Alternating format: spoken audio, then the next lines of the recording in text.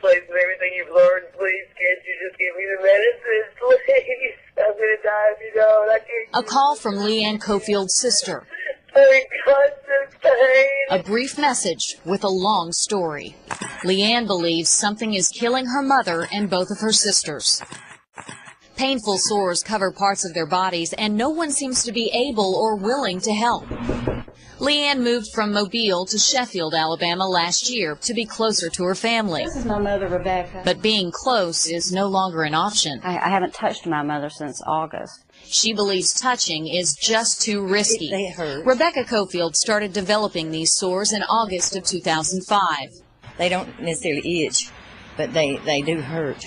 Yeah. And just the emotional and the physical part of it, you know, is just makes me not be able to do very much of anything. The sores on my head and my hair falling out. And her daughters, Beth and Crystal, also began to develop the sores. It feels like stabbing pain, stinging. And after having never had any health problems before, I've been treated like I'm a hypochondriac, like I've, delusional. They've been to doctor after doctor seeking help. Instead of getting it, they've been called crazy. They would like to put us in a mental health center.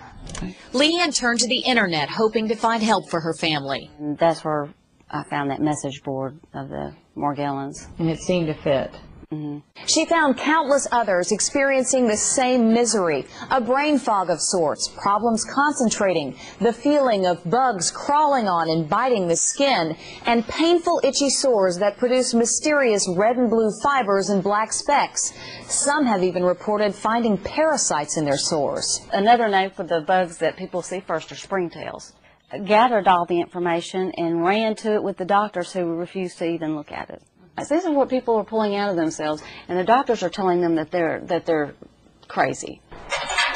And unfortunately, many of this population has really been treated very poorly. Dr. Randy Wymore is the volunteer research director for the Morgellons Foundation. He says Morgellons is not widely recognized by the medical community. In fact, many patients presenting the symptoms are diagnosed with delusional parasitosis. Many physicians, as soon as they hear red and blue fibers growing out of the skin, they think, well, that's impossible, this must be delusional. At first, he was skeptical too. Hoping to end the mystery, he decided to take a closer look. It didn't take very long until I began to think that, something might be going on here. We feel that there is evidence that something unusual is going on with these individuals. And Dr. Wymore says the fibers coming from their sores remain a mystery. And I actually spent a fair bit of time this last summer collecting samples from 4 different states, from multiple different clothing retailers, used clothing, carpet, sporting goods, clothing. I never found fibers that looked similar to these, and yet the ones coming from California and Texas and Washington and North Carolina, they all look very similar to one another.